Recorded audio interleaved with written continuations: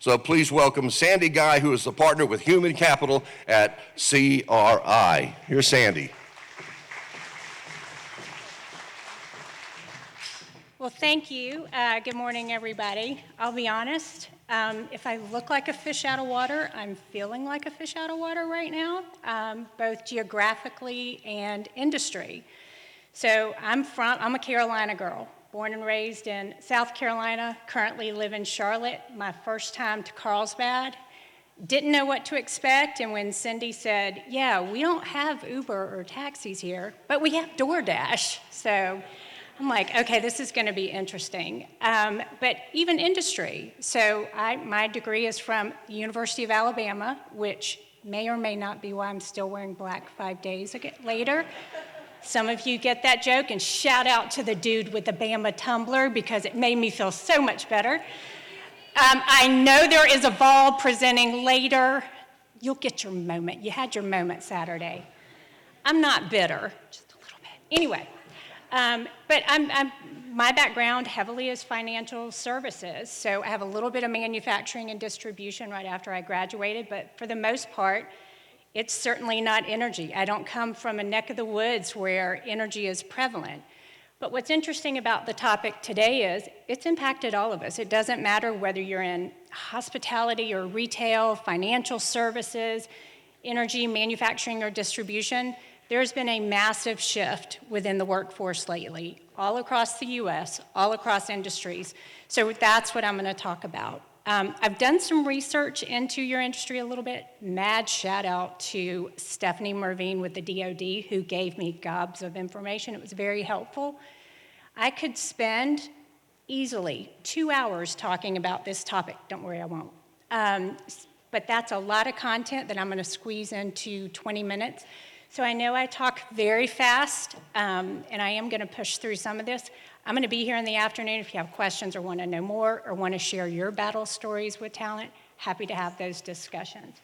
So if we could, I have somebody advancing for me.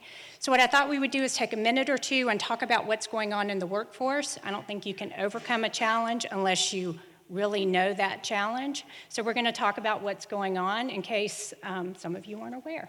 So if you could. So the good news for y'all is clearly how our previous panelists were talking about, the industry sector is growing, which is fantastic. As you can see by the slide, you've added 7.8 million jobs, not added, excuse me, you account for 7.8 million jobs in 2021. That's a significant workforce in the US. So that's great. Your sector is growing. That's great. The downside is the workforce isn't growing at that same rate. And if you haven't felt the impact of that yet, it's coming. I would be surprised if anybody in this room hasn't felt that, whether you're talking about your I'll call it office staff, your accounting team, your administrative team, anything like that, all the way down to your workers in the field. It's gonna impact all of them if you haven't felt that yet. Could advance. So when you look at your sector, and especially Eddy County, and again, Stephanie, thank you so much for some great data specific to Eddy County, you'll see this trend starting. So as you can see, Q1 of last year to Q4, your oil and gas workers increased. As I looked historically, I think some of that is cyclical, and after the unbelievable, listen, if you ever need to give somebody a tour of Carlsbad, call Cindy Bryan. She's a partner leading our office down here. She picked me up from your very large airport and gave me an hour-long tour in her car of Carlsbad, and it was the best time. I learned so much. She knows so much about this industry. I now know a whole lot more, which I appreciate that. But learning from that, I assume some of that's kind of typical ebb and flow during the year. But if you look at that last column there, that's really showing you what's coming. So you're down from Q1 of last year. So if the trends continue, your industry's growing. Where you were Q4 2021, your workforce might be down for 2021, if you could advance. So you've all probably heard the term, the Great Resignation. Everybody likes to talk about it. If you're in my space of talent, human capital, things of that nature, you're actually kind of sick of this word a little bit. So if you didn't know, the Great Resignation is talking about this shift in the workforce where you had 47 million Americans quit their job in 2021.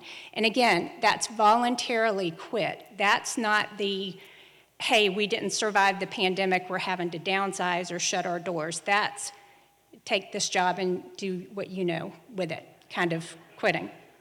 Some people are my age and get that song and that reference.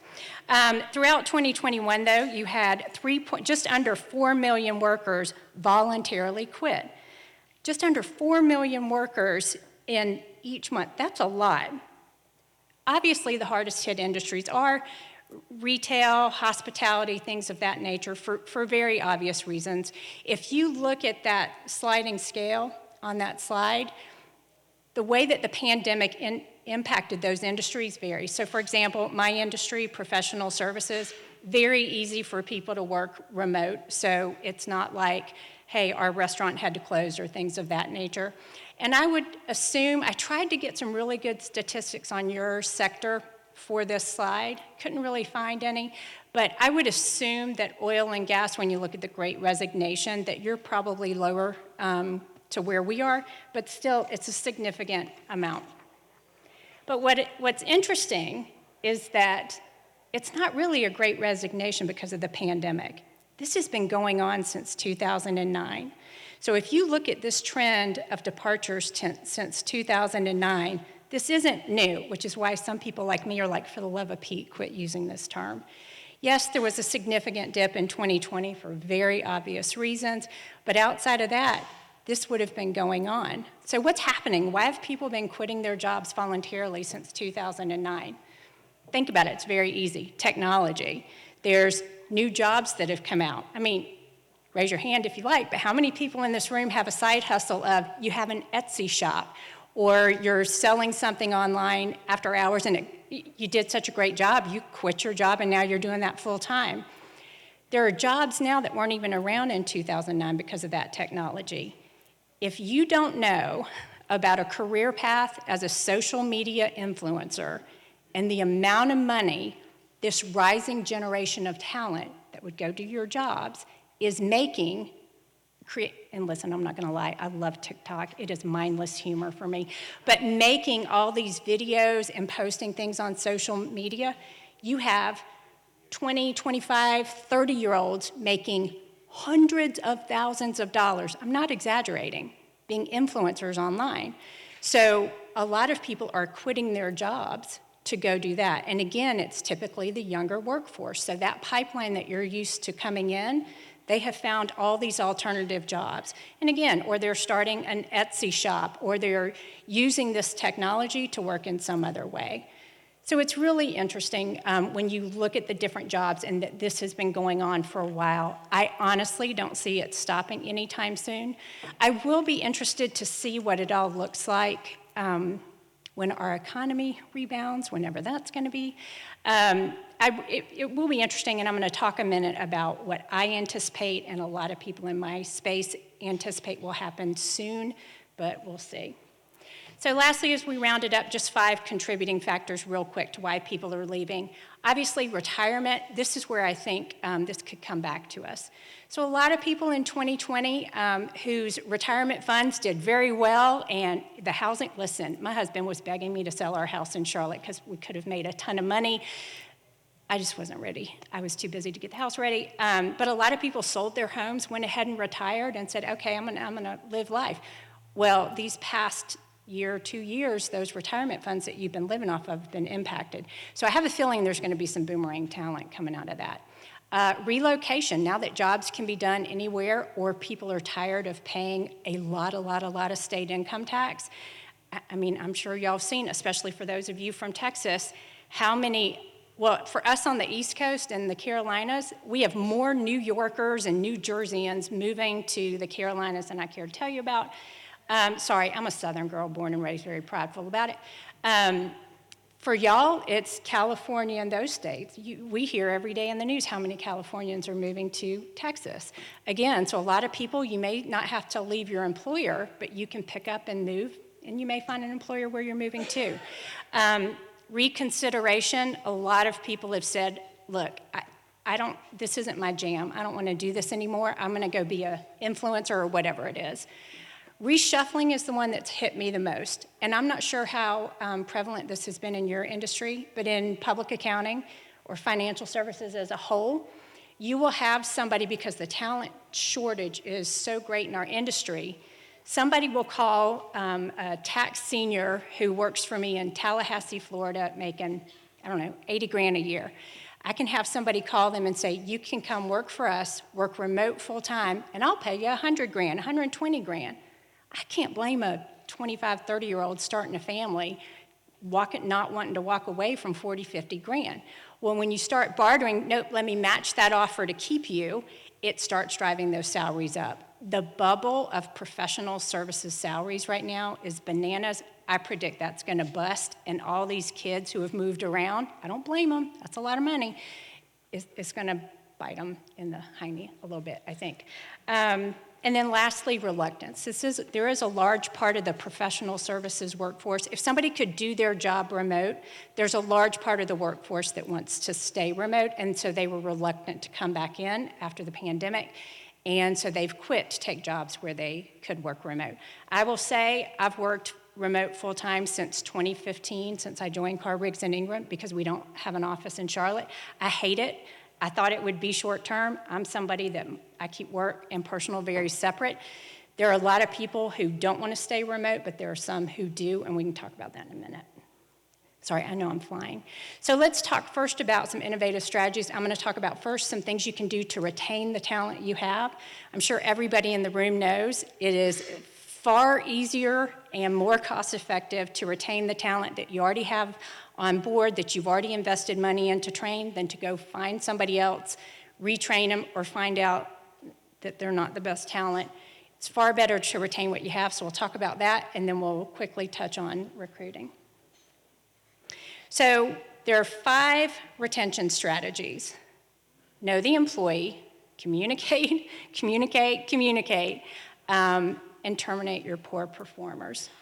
So with Know Your Employee, because of limited time, I'm not going to go through everything on this slide. These are just some things to consider. It's as simple as this. And I realize many of you are from very large organizations, and some of you are from very small organizations. You need to make sure that you or whoever is directly supervising or interacting with somebody knows them. And what I mean by knows them, knows what they value, knows what's important to them. So you can set their value proposition, their goals, what they need based on them. Great example. My roommate in college, we were the same age, came from the same background, the same upbringing, everything. You would think that the two of us, these very high-dollar consultants, would tell you, oh, the two of them want the same thing, so provide them with this. You could not find 2 people wanting more different things at 22 years old. So Melissa very much wanted to get married and start a family and work and do all these things, which is fine, and that's great for her. Not me. I was off daddy's payroll. I wanted to go travel. I wanted to get my career going. I had no desire to settle down.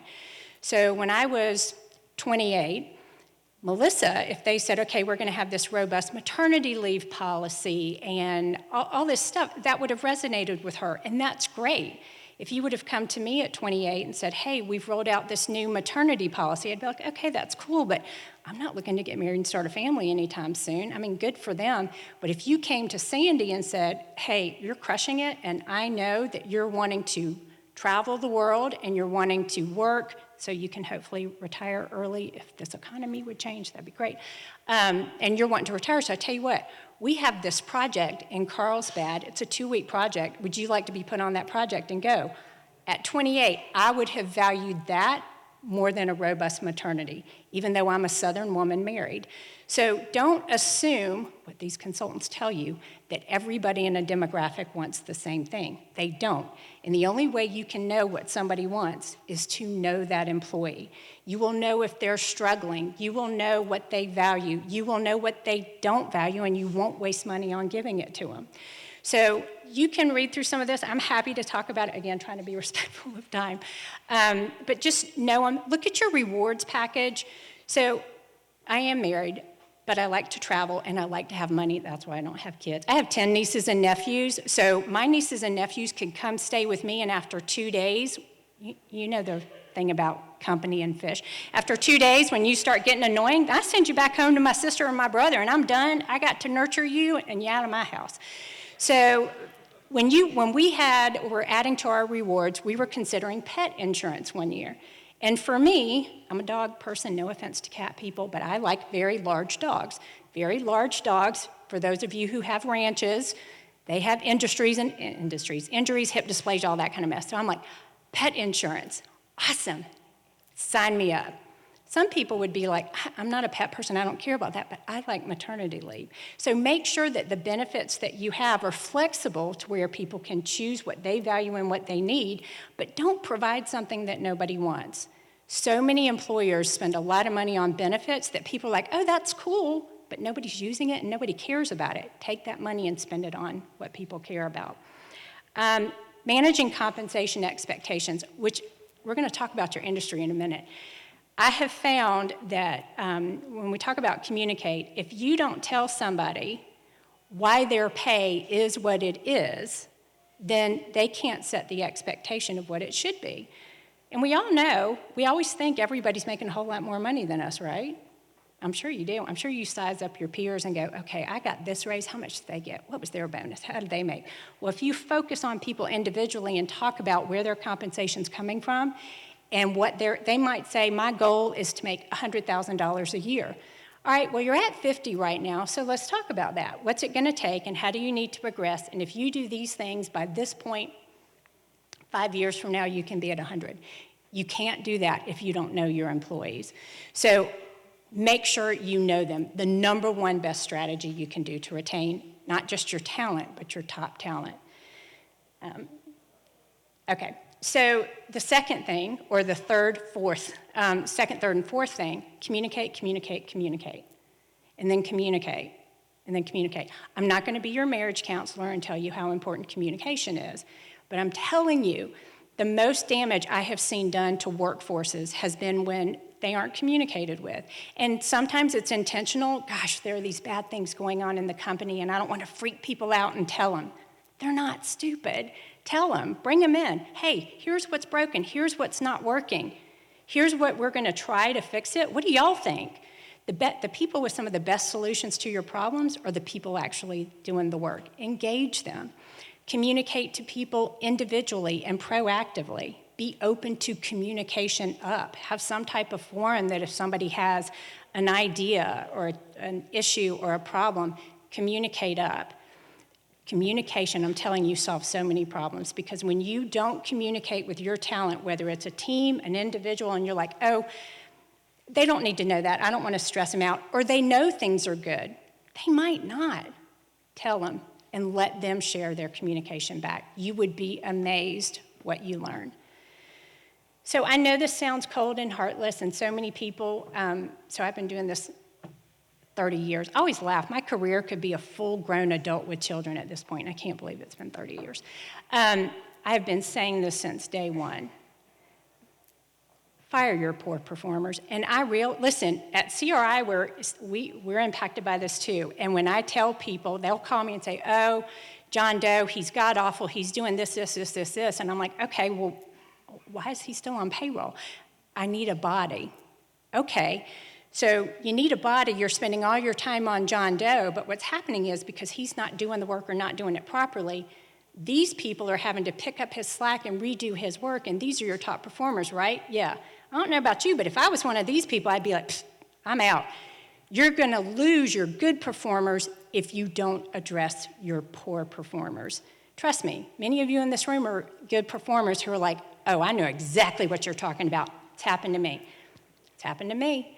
I haven't left because of it. I just spoke up. I'm like, okay, if I'm gonna do his job, I'm cool with that. I got it. I wanna be paid for it. And if you're not gonna pay me for it, I'm gonna take the skills I got from that and go somewhere else. So make sure that you are addressing, whether improving it or getting rid of it, your poor performers. Your good performers will appreciate it. Next slide. Okay, so that's retention. And retention's easy. To me, it's so easy. But again, I love people and I love talking to people. Just get to know your people. You're good performers, you will retain them. I think it's low-hanging fruit. So with recruiting, I can spend hours on this. I have spent hours on this. So I'm going to try to drop down hours into one slide with a couple of things specific. Can I get you to advance the slide for me, please? Thank you. So a couple of things when you're sourcing talent. Yes, there is a post and pray strategy. You have an opening, whether that's at the most junior levels, and I see people, I do this at conferences too, I see people taking pictures of slides. My email's on the back of this. You're welcome to just email me after and I'll shoot you my slide deck. Post and pray, you definitely have to post your jobs. They get pushed out. AI does some wonderful things to get it out there. You will get some hires. But if all your organization or your team or your division is doing, hey, we have a need, put an ad up, and then let's see who applies. So when Cindy was giving me the Mac Daddy tour of Carlsbad last night, we got to talking about this topic. And I told her, I said, I'm willing to bet, because it happens all the time, most people I talk to tell me how you got the job that was your best job of your career. Hopefully it's what you're doing right now. And where you thrive, you loved it, the best job you ever got. Did you respond to an ad? Typically, when I ask people that question, they tell me no. I knew, and we were just talking about. So if some of you were at breakfast this morning and they're like, oh, that was that girl that was sitting there drinking coffee, eavesdropping on our conversation. Yeah, I was eavesdropping because it was a great example of this. Somebody was talking about how they got the job they have right now today. And it wasn't through responding to an ad. It was somebody he knew referred him to the job, and it's a great job, and he's thriving. And even his resume wasn't a perfect fit for that job, but there was an aspect of his resume that was. The person making the decision saw that, and it was a wonderful fit. Definitely post jobs, but I'm telling you, you're going to find your best talent at all levels when you go out after them. But real quick about posting, you do have to be strategic. There are so many different job boards, and yes, they all kind of connect with each other. Some of them can be very expensive. They will all tell you, we have the largest network. We'll send you 100 applicants a day. They all say the same thing. I get it. We're all trying to make a buck. But just be a little strategic about it. If you ever find yourself in this position trying to figure out the best place to post a job, again, my email's on here. Shoot me an email. I'm happy to talk to you about the job you're trying to fill geographically where you are and a strategy that's best.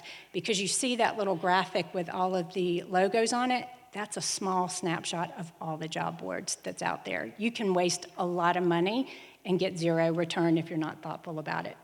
And those posts, they do age and things like that, which I'm happy to tell you about. But again, it comes back to referrals. I'm telling you, the best way to find the best employees is through referrals. Your employees giving you referrals, your alumni giving you referrals, your candidates giving you referrals. So very often, so a little trick I always do when I travel, if I'm at a gate, and everybody has luggage tags, and a lot of time it's their business card. And if I see a competitor's logo on a business card, I am that annoying person on the plane, by the way. So if I see the logo, I will go sit next to that person at the gate, and I will strike up a conversation. Oh, I see you're with Grant Thornton. Yeah, how long have you been with it? Blah, blah, blah. Oh, God, great. What do you do there? Oh, blah, blah. Most people won't even ask you yet what you do. Don't talk to strangers, people. You give away so much information. You really do. Somebody like me, you would be amazed the information I can get off of a stranger in an airport. I'm just saying. But we'll start talking, then they'll say, oh, let me tell you what I do. We have an opportunity. Would you like to talk to me? No, I'm good. Okay, let's swap business cards. Hey, if you know anybody looking, let me know. I've had people call me later, hey, my friend was on a flight with you and said you're looking for an audit senior. I'm looking to make a change. Let's have a call. I keep the business card of that person. Outlook is the most wonderful thing ever. I put my contact in there and I set a calendar appointment. I call that person or email that person a month later. Hey, remember me? I was that crazy girl in the airport that talked to you? Yeah. We have a need. How's your day going? Actually, my day's not going good. Talk to me. I can't tell you how many hires I've made by just following back up with people. Oh my God, you were on my mind. I know you graduated from, we're not going to talk about last week. I know you graduated from Auburn, and I know there's an Auburn alumni in here too. Hey, Iron Bowl's coming up. Are you going to the game? And we start having a conversation. They're unhappy. Hire. I'm telling you, it's that easy. Again, alumni programs. Never burn a bridge, never burn a bridge, never burn a bridge. These people will come back. Stay in touch with your alumni. They will send you all kinds of recruits, and they might want to come back too. If they're a bad employee, you don't want to do that. But still, don't burn the bridge. Nothing will, y'all were talking about brand during the panel. Nothing will ruin your employer brand more than an alumni bad-mouthing you on all those social media boards. You want to go, listen, I don't know how many people in this room are on TikTok, but there's a whole part of TikTok where people post videos about their employer, tell secrets about their employer, what's great, what's not great. You don't want to be on that TikTok. And I don't care if you're this big or this big. So even if you have a god-awful employee that did terrible stuff, try not to slam them, because they can go out there and slam you on all these boards. It's god-awful. But definitely have an alumni program where you can push out job openings and things of that nature. It's a wonderful source for talent. This next slide, I'm not going to spend too much time on. I will just say, and I'm not talking about affirmative action. If you can't tell by my body language, I'm not a fan of affirmative action.